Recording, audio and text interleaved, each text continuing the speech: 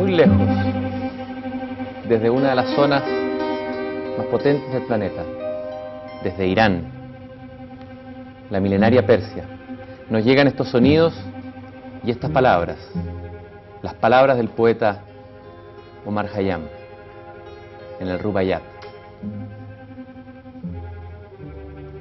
Nada ha ganado el orbe con mi venida, no perderá su gloria por mi salida. Mis oídos no escucharon nunca a nadie. ¿Por qué mi llegada? ¿Por qué mi partida?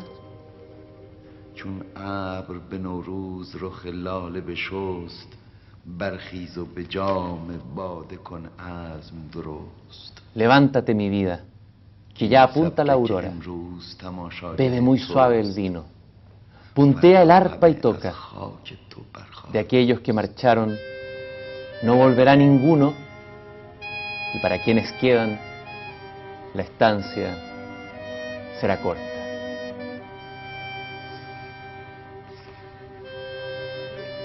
¿De quienes regresaron y recorrieron este largo sendero? ¿Ha regresado alguno y ha contado el secreto? No sigas detenido entre sueños y rezos. Vigila, porque nunca, nunca hallarás el regreso.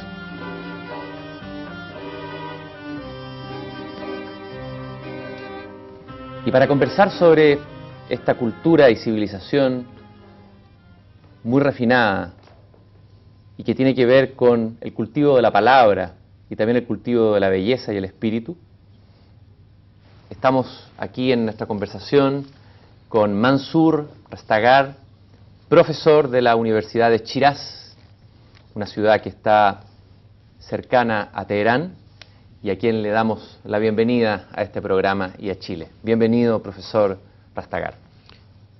Thank you very much.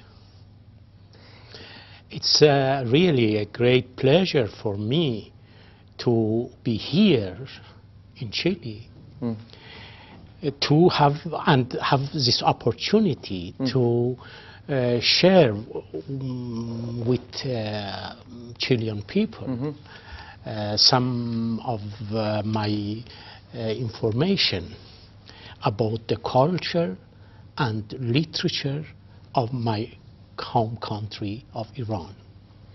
Profesor, si usted cierra los ojos y retorna a su infancia, ¿cuáles son las primeras imágenes más entrañables que le vienen a la memoria? Sonidos, olores o colores o imágenes del Irán de su infancia que usted nos pudiera transmitir, una sensación. I must tell you that it's wonderful. You know the stories, tales, legends of 1,000 Nights and One. I can remember one of that nights that everybody was quite quiet, and I remember the beauty of poems that my mother used to tell me about beauty of life, about God, about kindness, relationship of human being. We could enjoy the beauty of sky, beauty of the life. She used to tell us about the story of Rustam, Sohrab, heroes of ancient Iranian people. And always we enjoyed listening to her wonderful legends about previous time of Iran. It was mix of beauty, kindness, happiness, loving God, loving people, and it was extremely wonderful for me. ¿Cuál es la ciudad donde usted nació y quizás usted nos pudiera contar cómo era esa ciudad y ese lugar o esa región en Irán? I born in a small city in the southeast of Shiraz, called Fasa. Fasa was a small city located in a very nice area, green, full of gardens, and you could see everything beautiful. My childhood was spending in this beautiful city with very kind people and very intelligent people. We had a very good time in that city with my family, with my friends, with my grandfather and grandmother. And really, at that time, about 60 years ago, this city was the symbol of beauty to me. La belleza parece ser una de las referencias, de las dimensiones más potentes de la tradición, de la cultura iraní en su poesía, en su arte, en su creación. Es un país que ha cultivado el amor a la belleza, la cultura iraní, la tradición iraní. Quizás sería interesante ir a los orígenes de este extraordinario país al que usted pertenece y ver dónde comenzó la historia de Irán, que de alguna manera es la historia del comienzo del hombre y el comienzo de nuestra propia civilización. ¿Cuál es el comienzo? Mientras voy mostrando estas imágenes de estas ruinas en Mesopotamia, ¿cómo comienza? ¿Cuáles son los gérmenes y la semilla de la civilización y del mundo persa, profesor? Okay. You know, Iran is located in the Middle East, at the crossroad of West and East. The arrival onto the Iranian plateau of the Medes, Persians, and other Iranian people from Central Asia probably occurred as early as the 14th century BC. Iran's recorded history goes back to 7th century BC, when the first Iranian empire was established in the central part of Iran, Medes. After them, Achaemenids dynasty came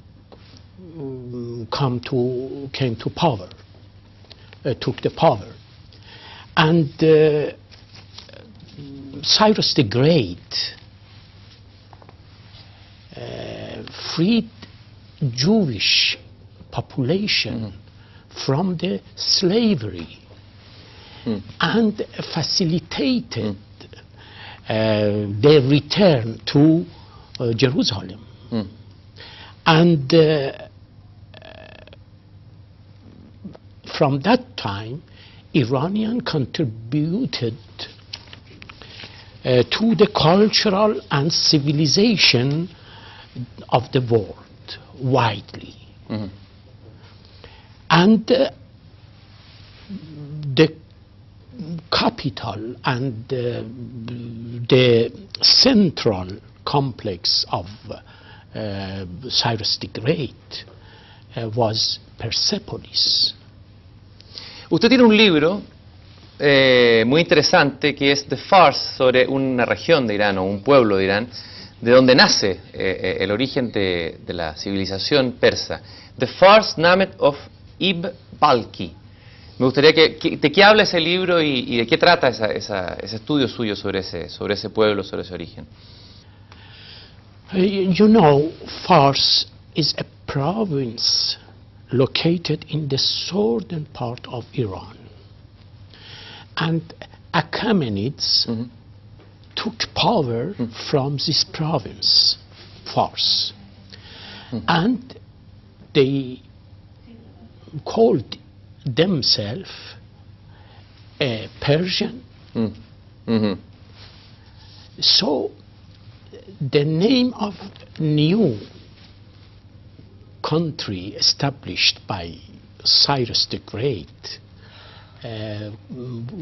became Persia or Persia. And people of this province called Persian. And language of these people was Persian as well. So Fars is a great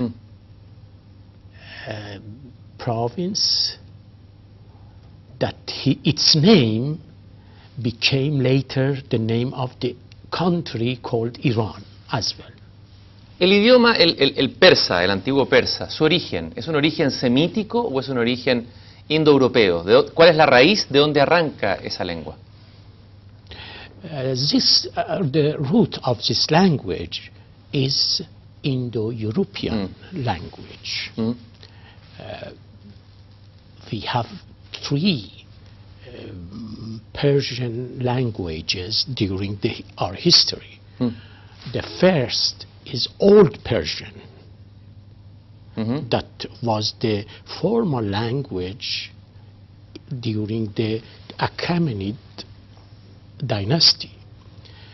The second language is Middle Persian that had two different dialects, north called North Parthian and south southern Parthian or Pahlavi.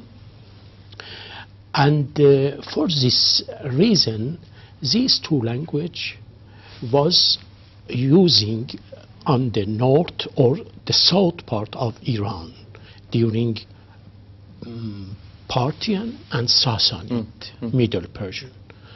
And modern Persian is the modern Iranian language after Islam. El Irán o la antigua Persia, junto con ser un imperio muy potente, al mismo tiempo sufrió muchas invasiones. Ustedes recibieron la visita de Alejandro el Magno, entre otros. Luego el mundo árabe, los árabes también invadieron lo que fue la antigua Persia.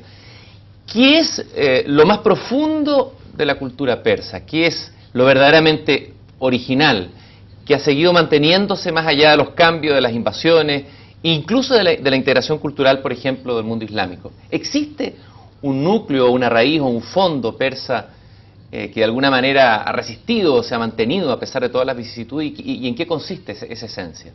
You know, for people of a country like Iran, which is located in the crossroad of the east and west, north and south, it must be very special experience of visiting a lot of nations, a lot of people from every part of the world.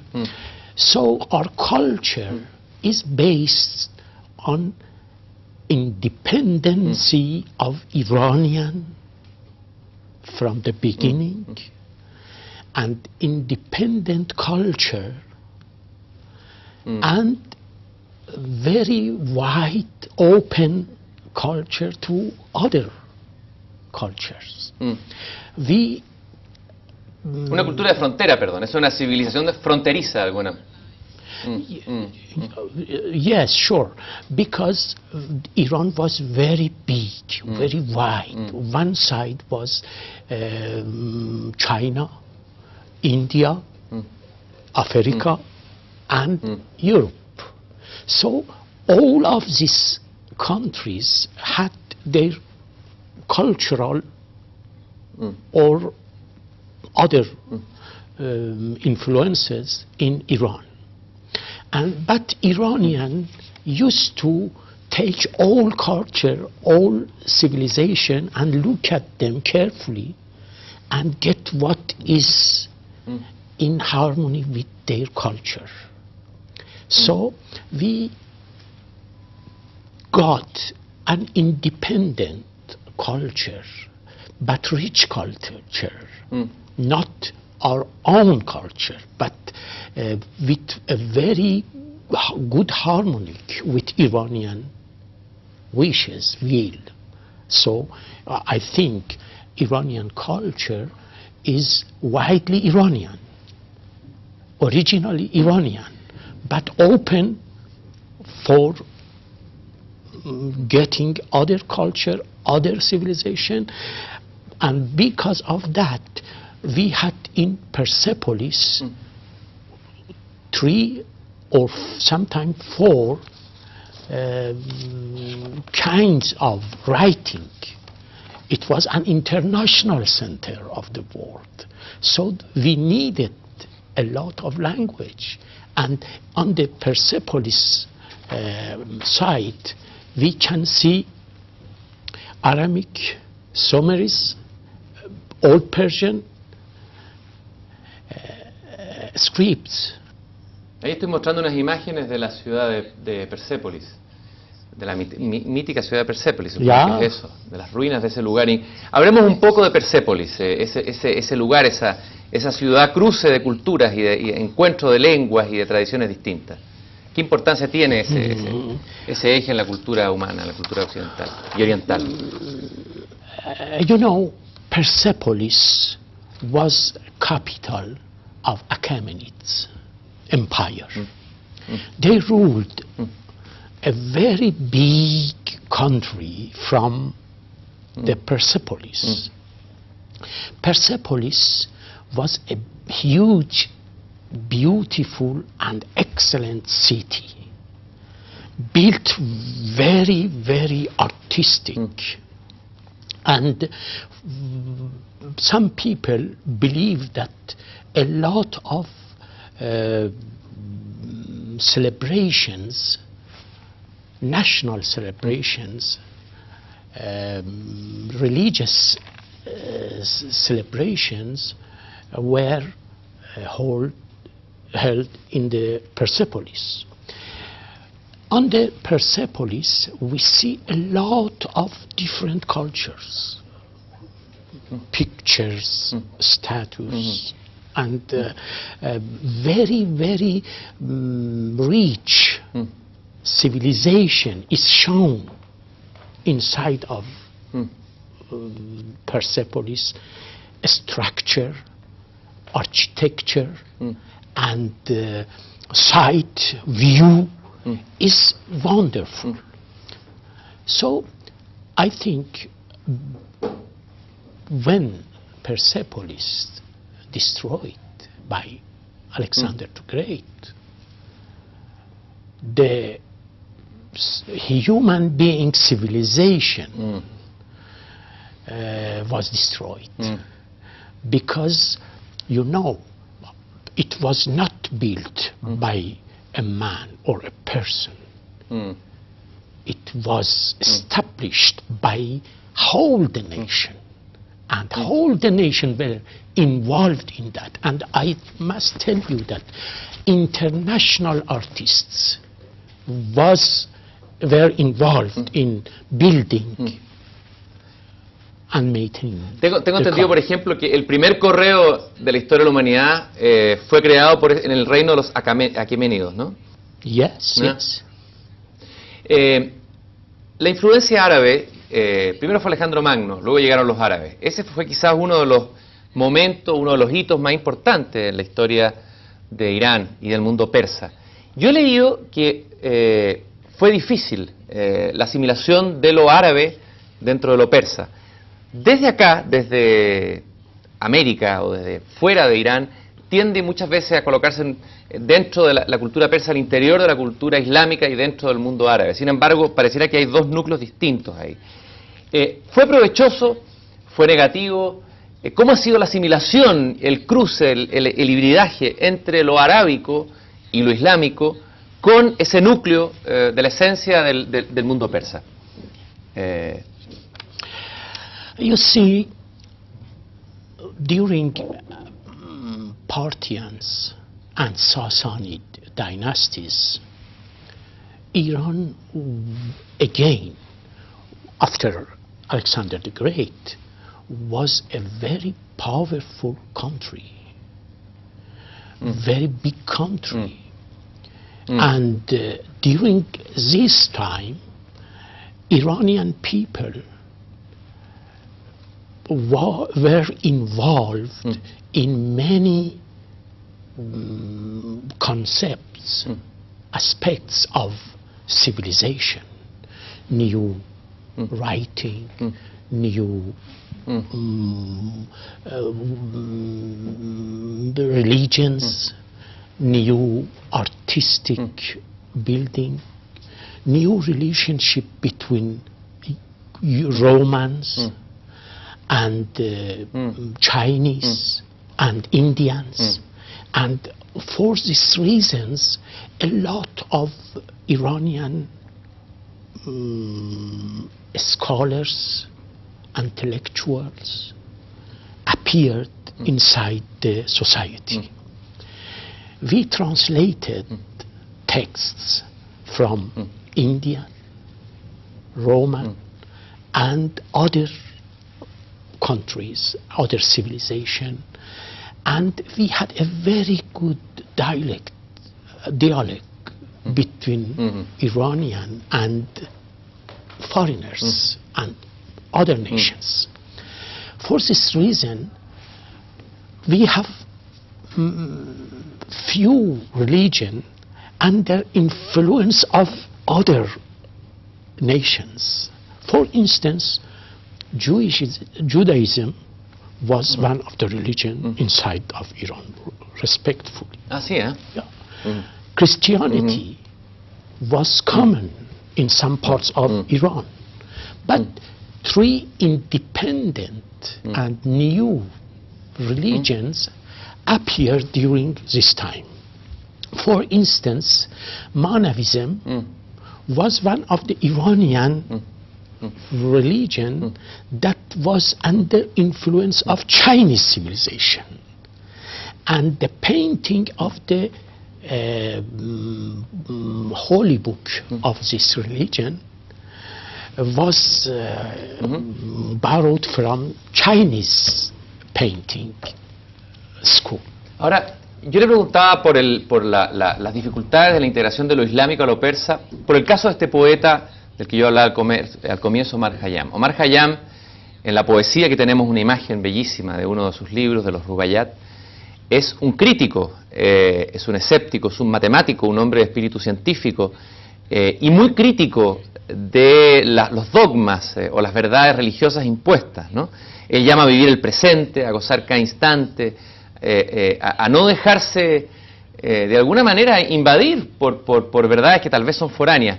¿De qué manera Omar Khayyam representa tal vez un grito profundo de lo persa frente a lo mejor a un islamismo más intransigente en un comienzo? Una especie como de voz interna de Irán, de lo más profundo de Irán. Hablemos de ese poeta y de esa relación con el islamismo en este caso.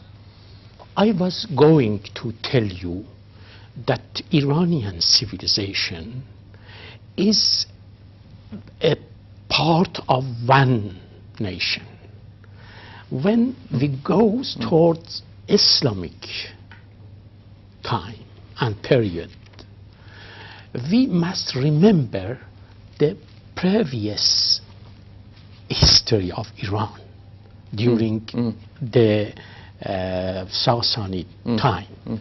Because what we can see about Omar Khayyam, it's about a culture, about a civilization that its roots, its base is in the past, especially during the Sassanid time. Sassanid time is projected in a lot of Islamic verse and poems. For this reason, when Khayyam, as a great poet, talk about philosophy, sometimes we must remember the philosophical approach to the subject from the beginning, from the Sassanid period of time. But Khayyam, you know, is in the time that mystical thinking is very common inside the Iran. And reaction of Khayyam is about that, because the challenge is between mystical and non-mystical poets. And Khayyam clearly turn to the present life, to the what's reality of life, and what it is very sensitive for people to know. ¿Usted podría recitar un fragmento de Khayyam en el idioma original? Sure. Sería muy lindo escuchar el... ¿Qué persa o qué idioma exactamente es el idioma de Khayyam? ¿Y a qué tipo de idioma corresponde? ¿Es el persa contemporáneo o es el persa más antiguo? No, Khayyam language is modern Persian or Farsi that is using inside Iran now, in Afghanistan, in Tajikistan, and it's understandable for everybody. And for this reason, the rubaiyat of Khayyam could communicate everybody, especially intellectual group of people. ¿Podríamos escuchar a este poeta del siglo XI?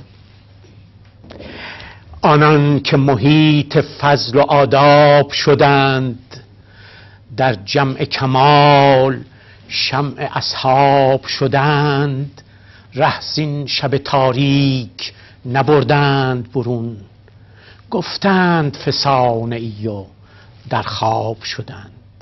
Eso es una rubai, es una forma métrica que cultiva Khayyam. Hablemos de esa forma métrica, que es una de las formas métricas de la poesía iraní. ¿En qué consiste? Una forma muy breve, muy epigramática, muy sintética, ¿no? ¿Y de dónde viene esa forma métrica?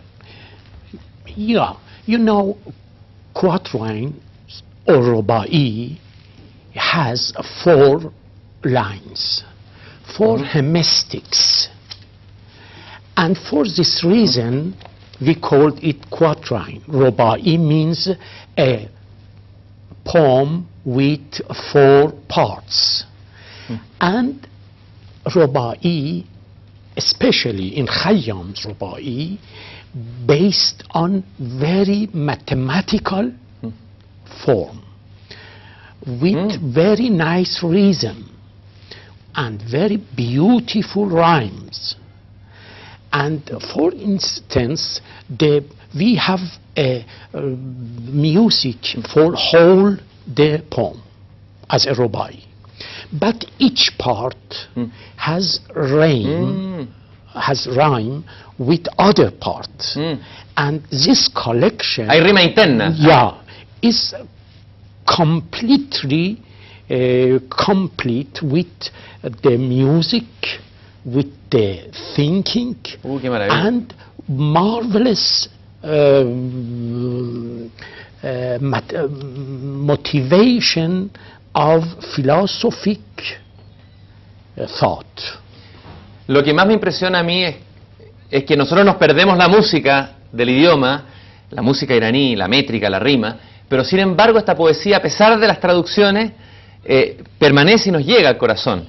A mí siempre me ha impresionado la capacidad que tiene la poesía persa, la poesía iraní, de tocar directamente el corazón del hombre de cualquier lugar, incluso nosotros que pertenecemos a un idioma tan distinto del iraní. ¿Qué hay? ¿Por qué la poesía está tan acentrada en Irán? Da la impresión de que la poesía tiene más importancia que la prosa, por ejemplo, o que la filosofía, que es un país eminentemente poético. ¿Es así y por qué?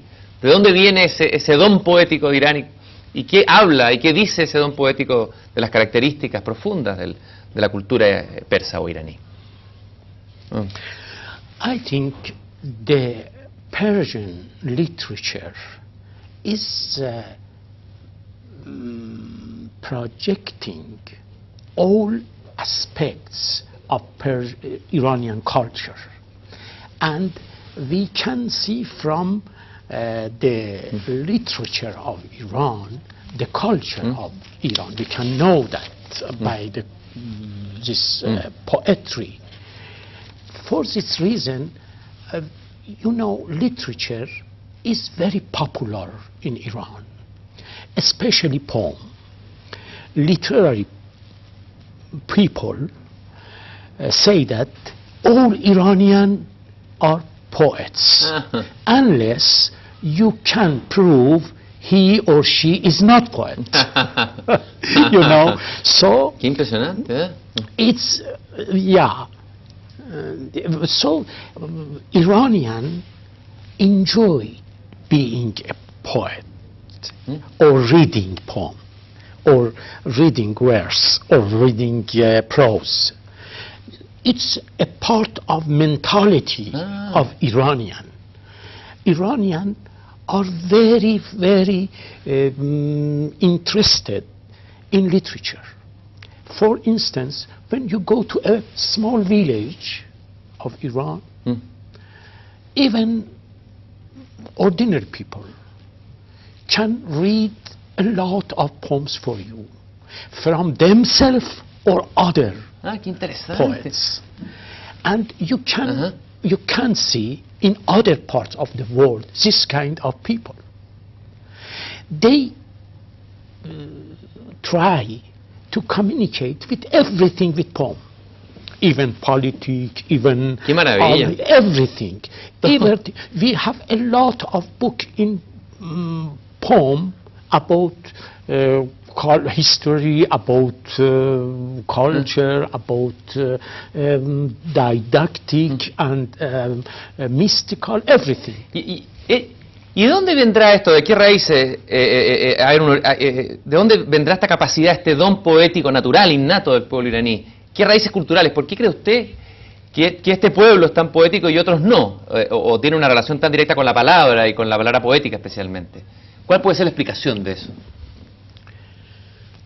The only thing that I can tell you about this source of feeling, it's the beauty of nature of Iran in a lot of parts of Iran. Even when you are in a very, very far plateau or far field, you know, you think about yourself, think about your situation in the world. How is the world? Why the world is like this? Why you are sitting here, working here? What was the reason? What was the main reason for creation of this situation? So I think Iranians have this kind of sense from their nature. And especially when Zoroastrianism was the main religion of Iran, the people used to ¿Podría explicar algunas características? Nature. ¿Usted podría explicar la esencia de esa religión tan interesante y tan original que es la religión de Zoroastro? ¿En qué consistió, así sintéticamente, y cuál es la originalidad de esa religión frente a otras religiones, por ejemplo? You know, ¿Quién fue Zoroastro? Zoroaster was a prophet from eastern part of Iran. He was really a prophet with new thoughts. What Iranian needed at that time. He based his beliefs on three main points. Good thought, good deed, and good word. Ah, la palabra de nuevo, eso es poético. Yeah. It's very simple, easy, understandable thing. And he was the first prophet that paid attention to a good environment, clean nation, clean water, clean, everything must be clean and brilliant in his opinion. So Zoroaster, by simple thinking, asked people to be friend of nature, asked people to tell the truth, to have a good talk, have a good thinking. So it was quite easy. And when you ask people to be kind, to be very, very true, telling true, so people will be very interested in your belief and your religion. Ahora, Zoroastro entendió el mundo, tengo entendido, como una especie de combate entre una divinidad buena y una divinidad mala. Es decir, ¿en qué consiste ese maniqueísmo, esa especie de mundo regido por dos dioses? You know, in his religion, God or Ahura Mazda is symbol of all good. Everything is good comes from Ahura Mazda and or God. So all people must support Ahura Mazda to be fortunate. And other side is devil, or she is symbolizes is symbol of bad things. All bad thing or devils go to him. For this reason, we see every time a fight between good and evil, God and devil. And for this reason, Iranian, in this kind of dualism, always support God. And both of them has relatives to help them. And you must know, human beings are supporter of Ahura Mazda or God in his fight against Ahriman or devil. So in Zoroastrianism, everything is dependent on your thinking. Del pensamiento. You must think good. You must talk good. You must behave good. Bueno, por eso también el cuidado por la palabra y por la poesía y por la belleza tan presente en la cultura iraní. Nosotros tenemos acá un libro fundamental. Usted ha estudiado, ha dedicado un libro, me parece que lo tiene por acá, para estudiar al autor de este libro. Me refiero a Ferdusi, que es quizás el Homero de Irán, por decirlo de alguna manera, el gran poeta épico de Irán. Vamos a tratar de mostrar la imagen de este texto, no sé si lo podemos ver, y que nos cuente qué es este libro, qué cuenta este libro y quién fue Ferdusi, este gran poeta épico, el padre poético de Irán. Ferdusi is the greatest epic poet of Iran and for me in whole the world. What Ferdusi is going to do is creating poems for Iranian people who can see themselves in his poem. You know, before Ferdusi, by the occupation of the country by the Muslims and Arab, the identity of Iranian was forgotten. And Ferdusi, by his masterpiece of Shahnameh, tried to remind Iranian identity to them. And because of the artistic job of him, Iranian from his time believed in him, and his poem became the very extraordinary popular in the Iranian culture and nation. ¿Qué cuenta ese poema? You know, the Shahnameh is talking about contribution of Iranian from the beginning of their life in the civilization, how they fight against their enemies, how they can establish their power, they defended their country. Heroes in this book are symbol of the nation. People like Rostam even killed his son because of belief in his country. Shahnameh is a very popular book in Iran because the Iranian people think that Ferdusi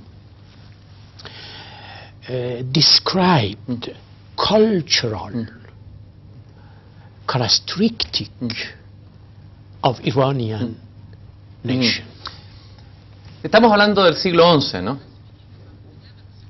Yes. Y usted contó la historia ahí, o adelantó una historia que yo quería comentarle, un fragmento de una historia muy bella, que es la de la relación entre este padre y este hijo, entre Rostam y Shorab. Y hay un momento, una escena muy hermosa, que es el momento en que Rostam, sin saber que está matando a su hijo, lo mata en un combate. Shorab estaba buscando a su padre, había preguntado por él, y nadie quiso decirle que ese era su padre, ni el padre mismo quiso mostrar su identidad. Hay una escena de las más conmovedoras de la historia de la literatura, que yo había visto sobre el tema de la relación padre-hijo.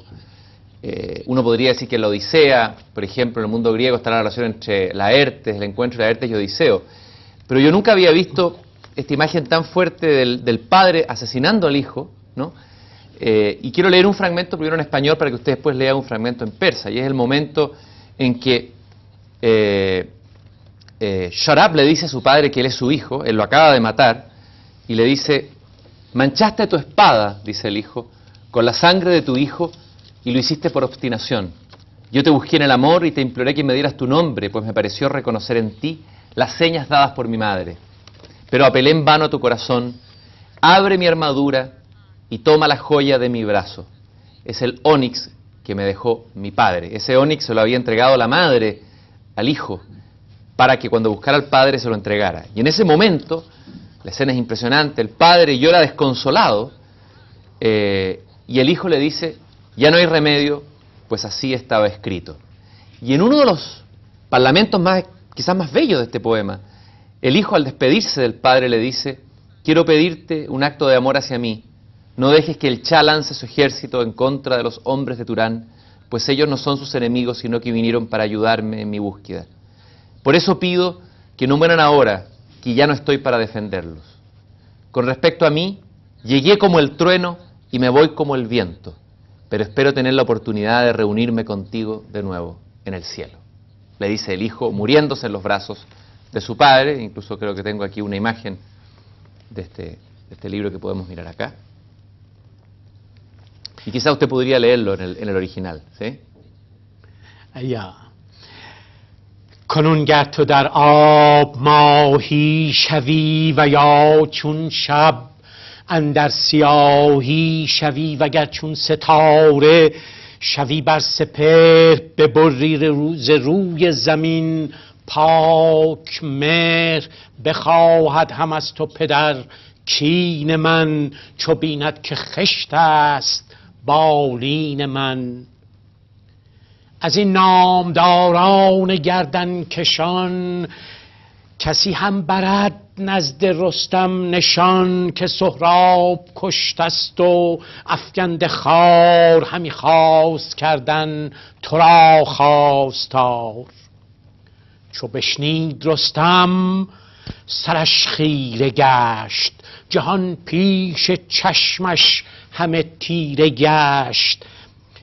همی بی تن و تاب و بی توش گشت، بیفتاد از پای و بیهوش گشت. Qué hermoso sonido, qué hermosa música la del idioma iraní. Quizás podría mostrar el libro atrás, vamos a tratar de enfocar la imagen, ahí está muy bien, very good. Quizás podría comentar los versos que más le gusten de este fragmento que acaba de leer, hacer un comentario y desde ahí hablar del estilo de este poeta y de por qué, cuál es la métrica, cuál es el lenguaje que usa y cuál es cuál es la virtud de esta poesía, profesor. Yes, you know, Ferdusi has created his book on Masnavi. Masnavi, epic Masnavi, and epic subject content of Ferdusi must be very close to each other. So music of Shahnameh in one line is very beautiful and quite with harmony with the content, very good in creating the best atmosphere for the content. So music the line, rhyme the poem is very fantastic in whole the Shahnameh that is about 60,000 lines of poem. Ferdusi is from Khorasan, northern eastern part of Iran, and the language of Shahnameh is the language of 11th century of Khorasan that is quite understandable for Iranian people now. And this language was really the language of nation, the sound of nation, the wishes, the desires of the nation. And when the language is from a nation, feeling is from a nation, and poet is from a nation, all of these together makes a masterpiece like Shahnameh. De alguna manera el poeta funda un país a través de la palabra poética, un poco lo que hizo Homero en Grecia, y uno podría decir que esta es una especie de Ilíada y de Odisea iraní, pero yo siento con un mayor refinamiento, con una mayor belleza y con una mayor poesía. Hay un gran poeta que yo adoro dentro de la tradición iraní, que es el poeta Hafiz. Yo sé que el poeta Hafiz es entrañablemente querido por el pueblo iraní. Usted decía que el pueblo iraní se sabe de memoria sus poesías y va a visitar esta tumba que voy a mostrar aquí en esta imagen, la famosa tumba de Hafiz. Mientras yo la muestro, profesor, me gustaría que me dijera quién fue Hafiz y por qué el pueblo iraní lo quiere tanto. You know, Hafiz was in a very difficult time of Iranian during their history. After Mongolian occupation, Iran's civilization, culture was destroyed by Mongolians, and people was quite disappointed, and they needed a poet with another message of hope, message of happiness, message of kindness. And Hafiz brought all of these desires for people in a very beautiful poem called ghazal. Ghazal is a form of Persian literary that consists of 7 lines with one rhythm, but with rhyme in each line. So this collection of 7 or 8 or but sometimes 6 lines of poem is very beautiful, created in very artistic way, with happiness, hope, and I must tell you that Hafiz for Iranian nowadays, in each home, each house of Iranian, Hafiz collection of poems is kept by side of Holy Book of Quran. You can't see in any house. Es una especie de poeta profeta casi. Really, really, a lot of people believe in him like a prophet. Because of that, Iranian usually ask of his poem to tell their fortune, and we call it fall. Qué bonito. Yeah, when the people find a problem, a big problem, ask Hafiz to please tell us our future, our fortune. Qué maravilla. And it's a very common in Iranian culture now. Eso es lo que se llama poyetomancia. Harían bien todos los pueblos en consultar a sus poetas, antes que a otros. Yeah. ¿Usted podría leer un fragmento de Hafiz en el original? El poema que más le guste a usted. Yeah, sure. Uno que a usted le guste o lo emocione. Sure. I take a fall for you. Ok. ¿Y en qué consiste eso? This fall says سالها دل طلب جام جم از ما می کرد آنچه خود داشت ز بیگانه تمنا می کرد گوهری که از صدف کون و مکان بیرون بود طلب از گمشدگان ره دریا می کرد مشکل خیش بر پیر مغان بردم دوش کو به تأیید نظر حل معما می کرد دیدمش خرم و خندان قدح باده به دست و اندر آن جام 200 گونه تماشا می کرد گفتم این جام جهان بین به تو کی داد حکیم گفت آن روز que in gumbade mina mi کرد.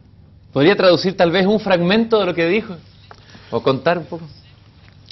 You know, Hafiz says that years and years my heart was asking about something, about a beloved. It was in my heart, but I was seeking everywhere to find it. But finally, I find it in my heart. And when I went to my teacher and asked him, how can I solve my problem? I can't find my beloved. He told me, return to yourself. Know yourself. Know your heart. Everything is here, not outside of you.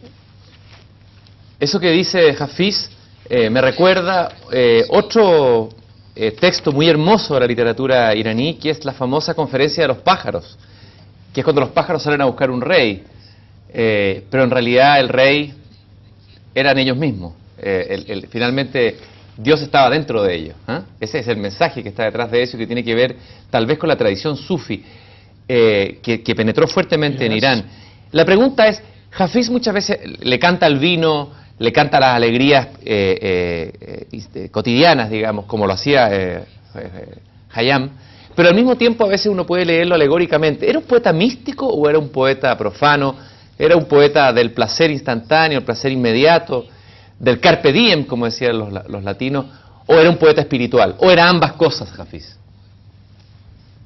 Yeah, what you mentioned too about Attar and 30 birds, we called Mantiq al-Tayr, the language of birds.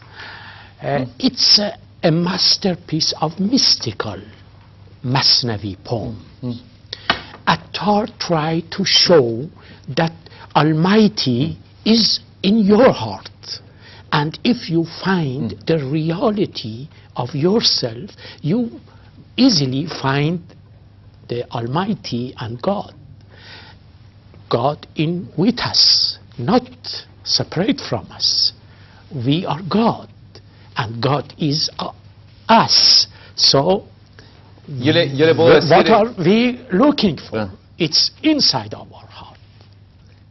Yo le quiero decir, profesor, después de esta hora de conversación, de que la poesía de Irán y la cultura de Irán no está fuera, sino que está ya dentro de nuestro corazón, del corazón de Chile. Y le quiero agradecer muchísimo su presencia en este programa.